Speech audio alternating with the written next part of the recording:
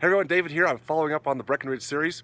Last video I talked to you about planting seeds, sowing seeds when you're younger, so that when you get older in life, those seeds grow into the mighty oak. The mighty oak then provides you both cash flow and a residual equity that you can harvest at any time, continue to leverage off of the cash flow that the mighty oak, the real capital assets that you have acquired over the years, can produce. Now there's a time when you should harvest or can harvest the seeds that you sow in the mighty oak. It's what I call taking chips off the table.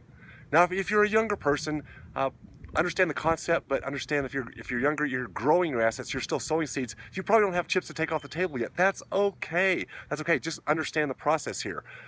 Sow the seeds, build those up, use the techniques that I talk about, the strategies for making that happen faster, using good leverage, using other people's money, things that we'll talk about on future videos.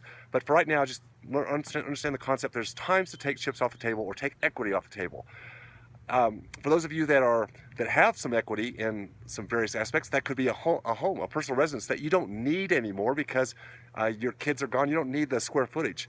Maybe a good time to downsize and take that equity and put it somewhere else that it's actually can produce for you better than it is sitting in a home. Because a home, in my opinion, is not an asset, it's a liability. But enjoy it while you've got it. What about a business or businesses? You know, in the current market where we are right now, the market's really high right now. In both the financial world, the stock market world, and the real estate and business world, things are doing well. I don't think it's a real phenomenon, but it is what it is. And I always say, take what the market gives you. So if you've got a business or businesses, or you've got real estate, I mentioned personal home, but what if you have other real estate that's appreciated a lot? And maybe it's appreciated to the point where the return on equity is not what it could be, and you want to enhance that. Well, now would be a good time when we're kind of at the top of a market. Now's a great time to harvest some equity and then spend it if you want to. That's your choice. You can certainly spend it. And if you've got plenty, spend it, enjoy it. That's what you worked hard for. Or you can re-leverage it. You can put it back out and you can put that equity into other assets. Assets that will produce a higher return on the equity than where it currently is. And in real estate, you can do that through 1031 exchanges, pay no tax. You can do the same thing in businesses. You can harvest some equity.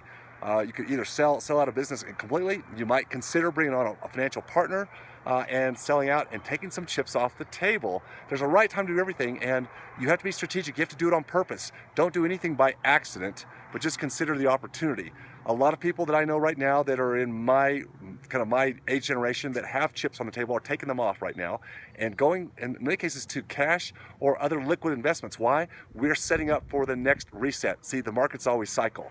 And instead of being reactive to the markets and just taking what they bring upon the masses, we actually position for those cycles. That's why I say in an up market, take chips off the table if you have them. Get ready for the next reset, whatever that might be, when it might be, so you can go back into the market and reallocate and again ride the curve back up again. That's the way to play the game. It's the way it is. I don't believe in the market manipulations that go on out there in the world today.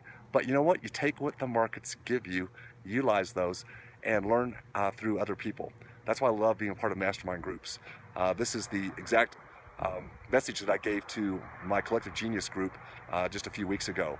We learn from each other. I bring my years of experience to the table and talk to them about what I've learned over the years. They bring their market expertise also to the group, and we learn from each other.